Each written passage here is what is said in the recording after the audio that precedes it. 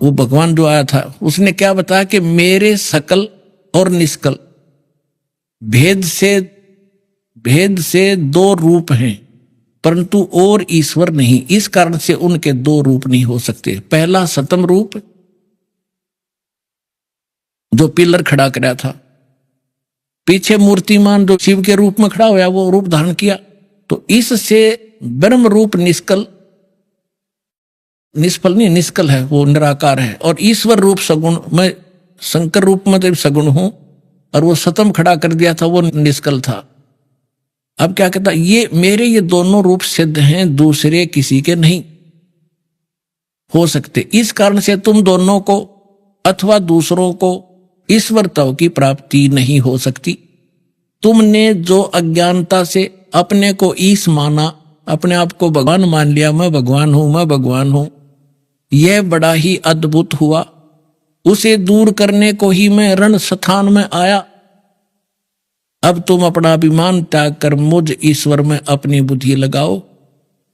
मेरे प्रसाद से लोक में सब अर्थ प्रकाश करते हैं। एक तो यह सिद्ध हो गया कि ब्रह्मा विष्णु और शिव जी ये भगवान नहीं। या अब तक तो ब्रह्मा और विष्णु के बारे में इसने कहा है कि तुम ईश नहीं हो, तुम भगवान नहीं हो, तुमने अपने आप को गलती से अपने आप को भगवान मान लिया। आगे देखो, आगे क्या कहता है, मैं ही परब्रह्म हूं और मेरा ही कल और अकल रूप है। ब्रह्म होने से मैं ईश्वर हूं, अनुग्रह आदि का मेरा कर्तव्य है। यहां फिर बताया है,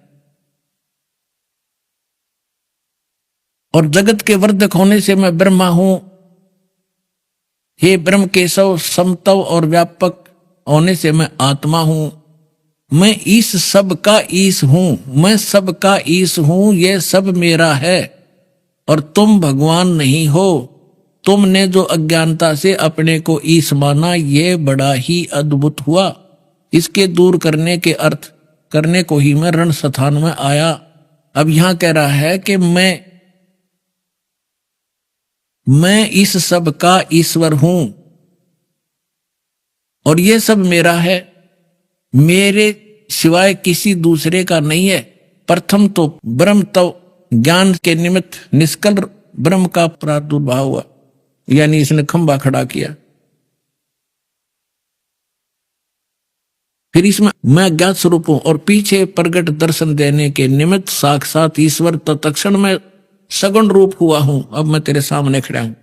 अब यहां देखिए पुण्यात्मा, अब ये इनको समझा रहा है ब्रह्मा विष्णु महेश। ब्रह्मा और विष्णु फिर इससे प्रश्न करते हैं, ज्ञान सुने हैं, फिर यू के बतावा है। देख लो ये क्या कहता है ब्रह्मा और विष्णु को, पुत्रो हे पुत्रो, यह कृत आपने तब से प्राप्त किए हैं।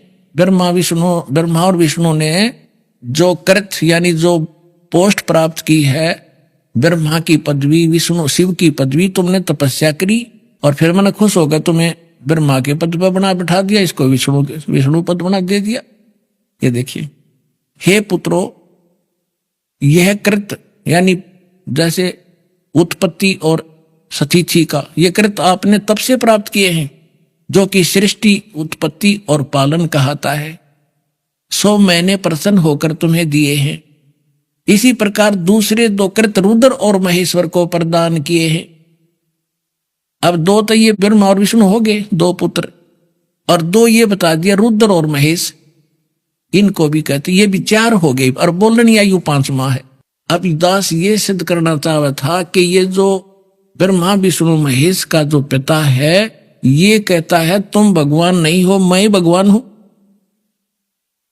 और सूक्ष्म वेद में ये कहा है, ये मुल्ला माया मग में बैठी हंसा चुन चुन खाई, ये ज्योत स्वरूपी कहे निरंजन में ही करता भाई।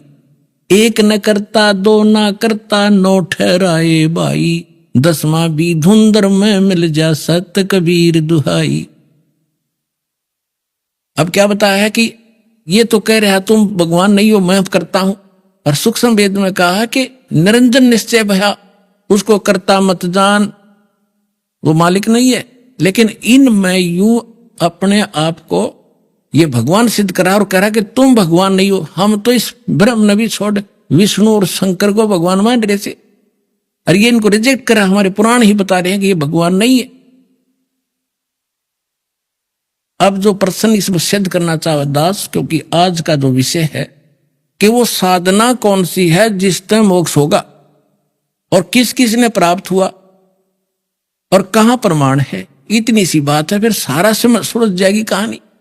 तो अब जो दास सिद्ध कर रहा है कि हमारे आज तक के जितने एथेंटिक सदग्रंथ है, और उन्हीं में से कुछ अंश इन्होंने अपना अनुभव पुराणों में लिखा है, तो पुराण भी साथ लेंगे हम कि उन पुराणों में भी उसका जहां हमारे सदग्रंथों का विवरण है और उसमें भी वर्णित है, तो उसे भी सहयोग मिलेगा अपने को। इसमें क्या सहयोग मिला कि एक तो ब्रह्मा विष्णु महेश भगवान नहीं, इनका पिता इनसे पांचवा न्यारा है, और ये परमात्मा नहीं है, ये भगवान नहीं है, ये मालिक नहीं है। फिर ये ओम मंत्र है किसका, ये देखिएगा। यहां अब हम आगे 19 पृष्ठ पे, और विद्वेश्वर संहिता भाग 1 अध्याय 10 में आगे हम यहां से शुरू करते हैं। इस कारण उस ज्ञान की सिद्धि के निमित्त ओंकार नामक मंत्र जप करो। ब्रह्मा विष्णु महेश को कह रहा है कि तुम ये ओम नाम का जाप करो, यह अभिमान दूर करने वाला है, और सोई निज मंत्र उपदेश करते हैं। यह ओंकार मेरे मुख से उत्पन्न होने से, ये काल कह रहा है ब्रह्म मेरे मुख से उत्पन्न होने से मेरे ही स्वरूप का बोधक है, रूप का बोधक है, और ये महामंगल करने वाला है। यह वाचक है, मैं वाच्य हूं। यह मंत्र मेरा आत्मा है, इसके स्मरण से मेरा स्मरण होता है। ब्रह्मा विष्णु महेश का पिता है ये ब्रह्म, मेरा स्मरण होता है। ओम का उत्तर की ओर के मुख से अकार उत्पन्न हुआ, पश्चिम के मुख से उकार, दक्षिण के मुख से मकार, और पूर्व के मुख से बिंदु, और मध्य के मुख से नाद उत्पन्न हुआ। इस प्रकार 5 प्रकार से यह निर्गत हुआ, वह सब एक होकर ओम ऐसा एक अक्षर हो जाता है। अब हम आते हैं श्रीमद् भगवत गीता अध्याय नंबर 8 के श्लोक नंबर 13 पे। उसमें लिखा है कि ओम इति एकाक्षरम ब्रह्म व्यवहारण माम अनुसमरण ये परियाति तजन देहम सयाति परमाम गतिम। मुझ ब्रह्म का एक केवल ओम अक्षर है, इति नथिंग एल्स ओनली, और अंतिम सांस तक सिमरन करता हुआ शरीर छोड़कर जाता, वो परम गति को प्राप्त होता। कौन सी? इस ओम से मिलने वाली परम गति। अब यहां सिद्ध हो गया कि ये खुद कहता है कि इन सब से मिलकर अकार उकार मकार बिंदु से मिलकर ये एक ओम अक्षर हो गया, सिद्ध हुआ। और ये गीता में लिखा कि ओम इति एक अक्षरम, ये ओम एक अक्षर माम ब्रह्म मुझ ब्रह्म का है, और ये खुद कहता है मेरा ये एक मंत्र है और मेरे ही बोधक है, मेरा ही जाप करने का है। और पुण्यात्माओं जो ये हमें मूर्ख बनाते हैं, ओम नमः शिवाय कहते ये 5 अक्षरों का बन गया, इसमें कहीं भी मूल संस्कृत में ये ओम नमः शिवाय इस पुराण में भी नहीं लिखा, और ना यहां अनुवादकर्ता ने अनुवाद किया है इस पुराण में। गीता प्रेस गोरखपुर से अनुवादित एक सचित्र मोटा टाइप शिव पुराण में अनुवादकर्ता ने अलग राइटिंग में लिखा है ओम नमः शिवाय यू है 5 मंत्र का, और इसमें स्पष्ट लिखा है अकार मकार उकार बिंदु और नाद से मिलकर ये 500 से अब से एक होकर ओंकार मंत्र हुआ, और ये हटा दिया वहां पर ओम नमः शिवाय बढ़ा दिया इसका। इसमें कोई ओम नमः शिवाय नहीं है, क्योंकि श्रीमद् भगवत गीता में और वेदों में जो मंत्र है वो शास्त्र अनुकूल साधना है, उसके अतिरिक्त कोई बनाता वो सत साधना नहीं है। अब ये प्रश्न हो गया कि ब्रह्म का ओम नाम जाप है इस गीता ज्ञानदाता का, वेद ज्ञानदाता का, और ये ब्रह्मा विष्णु महेश का पिता है। ये है कौन? ये खुद कहता मैं ब्रह्म हूं। अब इसका निष्कर्ष श्री देवी भागवत करेगी। एक समय राजा हिमालय को स्वयं ये देवी परमात्मा के बारे में ज्ञान प्रचार कर रही थी, तो उसने क्या बताया है कि दुर्गा कितना नॉलेज रखती है। वो कहती है केवल एक ब्रह्म है, ब्रह्म की पूजा करो और ओम उसका मंत्र है। ओम के जाप से ब्रह्मलोक प्राप्ति कर जाओगे, तुम्हारा कल्याण हो। अब देखो, श्रीमद् देवी भागवत सचित्र मोटा टाइट, गीता प्रेस गोरखपुर से प्रकाशित है। संपादक हनुमान प्रसाद पोदार, चिमनलाल गोस्वामी, और ये यहां से प्रकाशित है और मुद्रित है, गीता प्रेस गोरखपुर से। इसके हम 562 पृष्ठ पर आपको ले चलते हैं।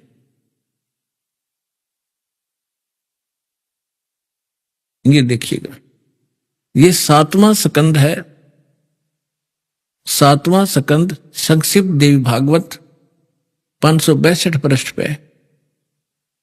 देवी के द्वारा हिमालय को ज्ञानोपदेश, ब्रह्म स्वरूप का वर्णन।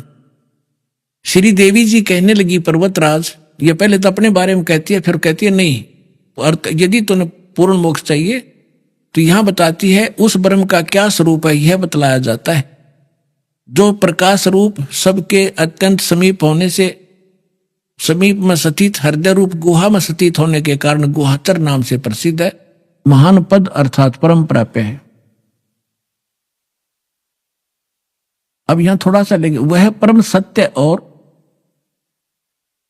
अमृत अविनाशी तत्व है सौम्य, उस वेदने योग्य लक्ष्य का तुम वेदन करो, मन लगाकर उसमें तन में हो जाओ। सौम्य उपनिषद में कथित महान अस्त्र धनुष लेकर उस पर उपासना द्वारा तीक्ष्ण किया हुआ बाण संधान करो, और फिर भावनागुत चित्त के द्वारा उस बाण को खींचकर उस अक्षर रूप ब्रह्म को ही लक्ष्य बनाकर वेधन करो। प्रणव ओम धनुष है, जीवात्मा बाण है, और ब्रह्म को उसका लक्ष्य कहा जाता है। अब यहां कहा उस एकमात्र परमात्मा को जाने। देवी अपनी पूजा भी मना करती है, मेरी भी नहीं करनी, केवल एकमात्र परमात्मा को ही जाने, दूसरी और सब बातों को छोड़ दे। यही अमृत रूप परमात्मा के पास पहुंचाने वाला पुल है। संसार समुद्र से पार होकर अमृत स्वरूप परमात्मा को प्राप्त कराने का यह सुलभ साधन है। आगे, इस आत्मा का ओम के जप के साथ ध्यान करो, इससे अज्ञान में अंधकार से सर्वथा परे और संसार समुद्र से उस पार जो ब्रह्म है उसको पा जाओगे, तुम्हारा कल्याण हो। ओम नाम का जाप करो और ब्रह्म की प्राप्ति हो जाएगी। वो ब्रह्म रहता कहां है?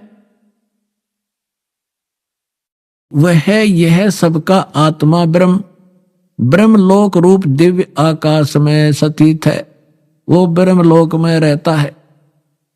अब इससे क्या सिद्ध हुआ कि ओम नाम ब्रह्म का है, काल का है, ज्योत स्वरूपी निरंजन कहा संतों ने इसको, काल कहा। गीता अध्याय नंबर 11 के श्लोक 32 में स्वयं कहता, मैं काल हूं अर्जुन, और सबका नाश करने के लिए अप्रवृत्त हुआ। हमारी तो बुद्धि पर पत्थर पड़ रहे थे, हम काल की पूजा कर रहे थे। अब ओम नाम के जाप से कहां गए? ब्रह्मलोक में। देवी पुराण में स्पष्ट कर दिया, ये सही ज्ञान है, वेदों वाला ज्ञान है ये। अब ब्रह्मलोक में गए हुए प्राणी भी पुनरावृत्ति में उनकी जन्म मृत्यु होती है। देखिएगा, अब श्रीमद् भगवद गीता हम आपको दिखाएंगे।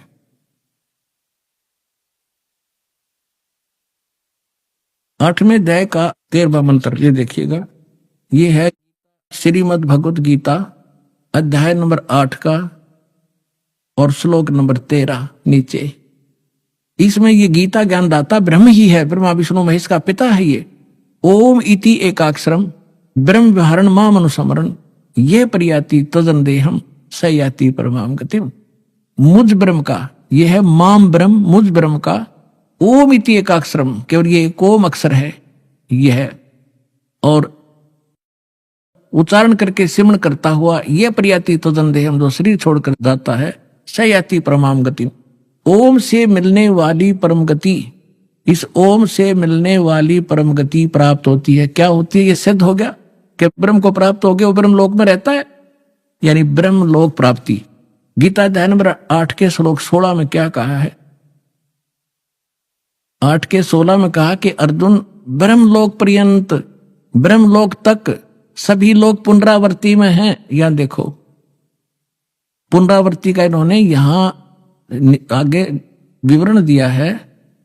पुनरावृत्ति माने जिनको प्राप्त होकर पीछे संसार में आना पड़े, ऐसे पुनरावृत्ति कहते हैं। अब इन्होंने यहां अड़ंगा अड़ाया है कि परंतु हे कुंती पुत्र, अनुवाद गलत किया है। मुझको प्राप्त होकर पुनर्जन्म नहीं होता।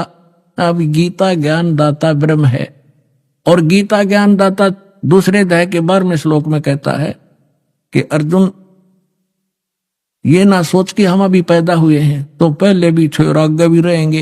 ये देखो अध्याय नंबर 2 का और श्लोक नंबर आपको 12 दिखाते हैं। ये 12 इसमें कहा कि न तो ऐसा है कि मैं किसी काल में नहीं था, अथवा तू नहीं था, अथवा ये राजा लोग नहीं थे, और नहीं ऐसा है कि इसे आगे हम सब ना रहेंगे। अब देखे चौथे अध्याय के 5 और 9 में ये खुद कहता अर्जुन तेरे और मेरे बहुत जन्म हो चुके, तो नहीं जानता मैं जानता हूं।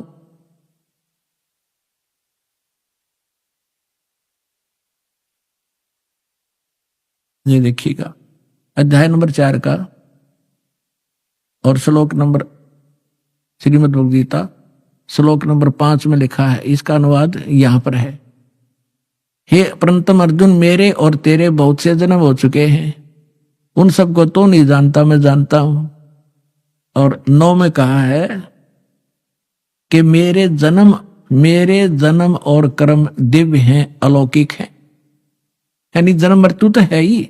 और 10वें अध्याय के दूसरे श्लोक में खुद कहता है कि मेरी उत्पत्ति को, ये खुद कहता है 10वें अध्याय के दूसरे श्लोक में कि मेरी उत्पत्ति को, अर्थात इसकी उत्पत्ति तो हुई है, ये देवता लोग नहीं जानते।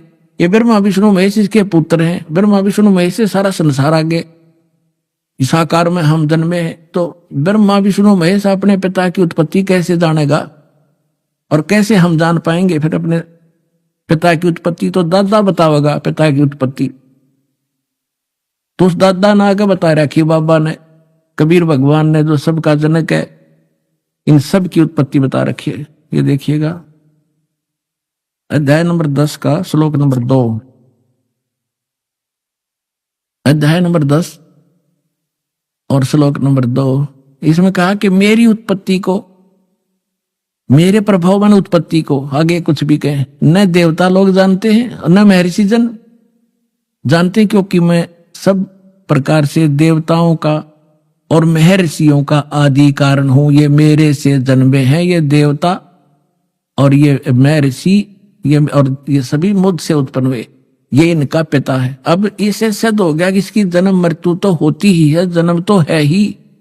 और ये खुद कहता है मेरे तेरे बहुत से जन्म हो चुके। और यहां जो अनुवाद इन्होंने किया 8वें अध्याय के 16वें श्लोक में कि ब्रह्मलोक पर्यंत सभी पुनरावृत्ति में है, परंतु मुझे प्राप्त होकर फिर पुनर्जन्म नहीं होता, ये कोई तुक बने?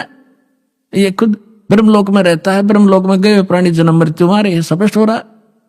इसका अर्थ ये है कि अर्जुन, जो ये नहीं जानते कि मुझे प्राप्त का भी पुनर्जन्म होता है, वो मूर्ख ब्रह्मलोक की साधना करते हैं, और ब्रह्मलोक में गए हुए प्राणी भी फिर पुनरावृत्ति में होते हैं। इसका अर्थ ये बना है, इन्होंने गलत अनुवाद कर रखे। अब ये स्पष्ट हो गया कि श्रीमद् भगवद गीता और ये चारों पवित्र वेद, ये गॉड गिवन स्पिरिचुअल नॉलेज है, इनका एक जैसा इसके अंदर गुण धर्म है। और जो अन्य पुराण हैं वो वेदों से मेल खाते हैं तो नो प्रॉब्लम, वो तो ज्ञान वेदों वाला है, सही है। और फिर सूक्ष्म वेद इन सब से को मेल करेगा। अब इसमें कंप्लीट नॉलेज नहीं है। जैसे सूक्ष्म वेद के अंदर परमात्मा ने स्पष्ट लिखा हुआ है, जैसे सूक्ष्म वेद में कबीर परमेश्वर जी का एक शब्द है, करने नो दीदार महल में प्यारा है, और इस शब्द को लेकर पूरा राधा स्वामी पंथ अर्दी की गांठ लेकर पंसारी बन गया। और कहते हैं नकल में भी अकल की आवश्यकता होती है। इन्होंने वो मंत्र सिलेक्ट कर दिए इस ग्रंथ से, इस पवित्र अमृतवाणी से, जो 5 काल के जाप है, और जो मूल मंत्र इसके अंदर विद्वान वह छोड़ दिया जो दास आपको देता है। आपको इन राधा स्वामी वालों की ही पुस्तक से दिखाता हूं कि इन्होंने हल्दी की गांठ प्राप्त कर ली भगवान की वाणी से।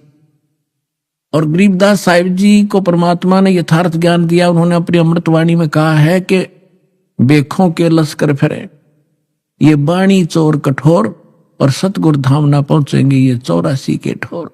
परमात्मा की वाणी चुरा के कबीर साहब की, और ये उसको अपने हिसाब से गलत सेट करके कहते हैं कभी सतलोक नहीं जा सकते ये, क्योंकि इनके पास कंप्लीट ज्ञान नहीं है। अब देखिएगा, यह है संत मत प्रकाश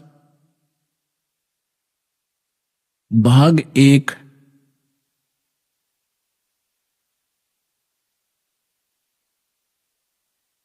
संत मत भाग प्रकाश 1।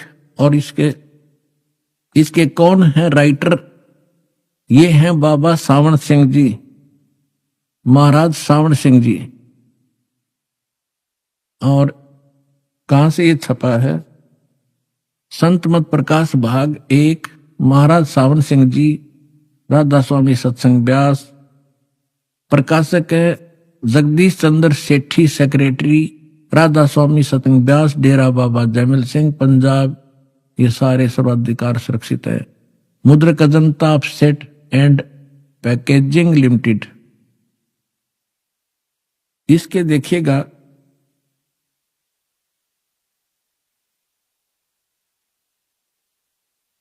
ये है परमात्मा की वाणी चुरा रखी इन्होंने, वाणी कबीर परमेश्वर की। ये सच्चिदानंद घन ब्रह्म की वाणी है। करने नो दीदार महल में प्यारा है, काम क्रोध मद लोभ विसारो, सील संतोष क्षमा सत धारो, मद मांस मिथ्या तज डारो, हो ज्ञान घोड़े असवार भरम से न्यारा है। धोती नेति बस्ती पाओ, आसन पदम युगत से लाओ, कुंभक कर रेचक करवाओ, पहले मूल सुधार कार्य हो सारा है। अब यहां तक तो योगियों का बताया, फिर आगे बताया है कि मूल कमल दल चतुर बखानो और किलियंग, इन्होंने अपना आत्मा, यही तो खेल था दाता का। धर्मदास मेरी लाख दुहाई, ये मूल ज्ञान कहीं बार न जाई, मूल ज्ञान बाहर जो पढ़ी, ये बिचली पीढ़ी हंसनी तरही, मूल ज्ञान तब तक छुपाई, जब लग द्वादश पंथ ना मिट जाई। तो परमात्मा ने यहां क्या है, ये किलियम है और लिख दिया किलियंग। जैसे आगे बताऊंगा उस समय आने पर। अब यहां ये विचलित हो गए, और ये शब्द है किलियम, जो दास आपको उपलब्ध कराता है अपने आत्माओं। जैसे अब आप बालक नहीं रहने देना दास ने आपको। जैसे पहले कहां सत्संग में जाते थे, 5-4 ये बात परमात्मा की वाणी ले लेते, या अपने हिसाब से सेटिंग कर लेते, बजले रे भगवान तेरा काम आवेगा, बजले रे भगवान तेरा काम आवेगा, ये गा के 5-4 बात और पढ़ कर लापसी उठ जाया करते थे। अब ये तो हमने पता लग गया कि भगवान एक बहुत ही जरूरी है, हमारे जीवन का मूल उद्देश्य है। और ये भी हमें पता है कि परमात्मा में क्या गुण है। जैसे किसी का रोग है और कोई कह रहा भाई खा ले दवाई रोग कट जाएगा, खा ले दवाई रोग कट जाएगा, ना तो उसने न पता रोग क्या है, और ना औषधि का पता। उसने गाय जाओ खा ले रे दवाई रोग कटेगा, खा ले रे दवाई रोग कटेगा। अब हमने पहले ये देखना है रोग क्या है और फिर उसकी औषधि कौन सी है। तो तब हम गीत गावन चाहे ना गाओ, फिर फांकी लगाओ, रोग कट जाएगा। अब सबसे पहले आपको ये विश्वास दिलाया जा रहा है कि कौन सी औषधि है जो इस रोग ने काटेगी। जग सारा रोग रे, जिन सतगुरु वेद न जाण्या, जग सारा रोग रे। भाई जन्म मरण का रोग लगा है या तृष्णा बडरी खांसी, जन्म मरण का रोग लगा है या तृष्णा बडरी खांसी, आवागमन की डोर गले में या पड़ी काल की फांसी, ही जग सारा रोग रे, जिन सतगुरु वेद न जाण्या, जग सारा रोग रे।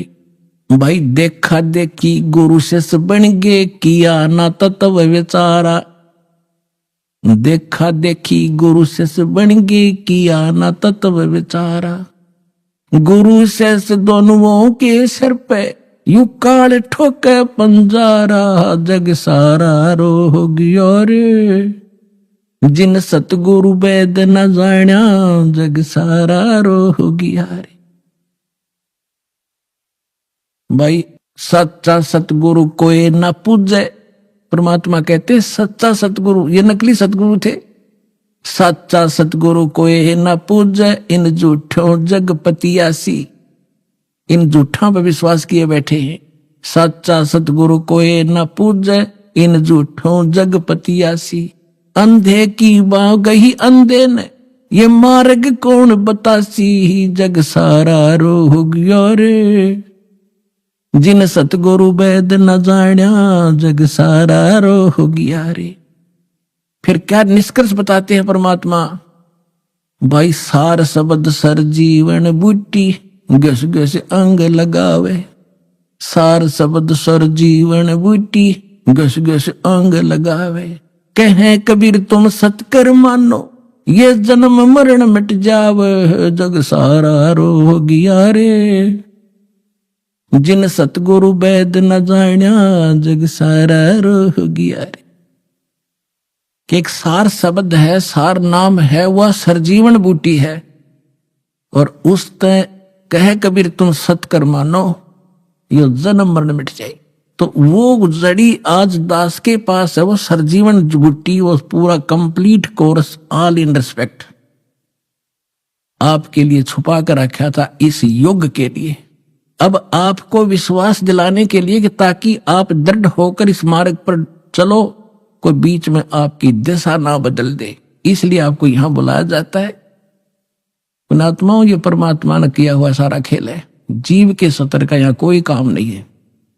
आप भी देख रहे हो, आपने और भी सत्संग देखे होंगे, वो सतल भी देखे होंगे, वहां कैसी व्यवस्था ये भी खूब जानते, यानी कहने की आवश्यकता नहीं। अब ज्ञान भी दिखाएंगे आपको। अब ज्ञान देखो क्या है। अब ये जो दास आपको बताने जा रहा है कबीर परमेश्वर की अमर वाणी से, सच्चिदानंद ब्रह्म की वाणी में धार्मिक अनुष्ठान जो विस्तार से कहे गए हैं, उनमें से एक अंश है। ये देखिएगा, ये है, ये मूल कमल परमात्मा बताने जा रहे हैं। मूल कमल और गणेश देव किलियम जाप, चतुर्थ पंकड़ी, मूल कमल। अब यहां भगवान क्या बता रहे हैं कि मूल कमल दल चतुर बखानो। मूल कमल में 4 पंखड़ी बताऊं, और किलियम जाप लाल रंग मानो। फिर क्या बताते हैं? देव गणेश तय रोप्यो थानो, रोप्या थानो, रिद्धि सिद्धि चंवर डुला रहा है।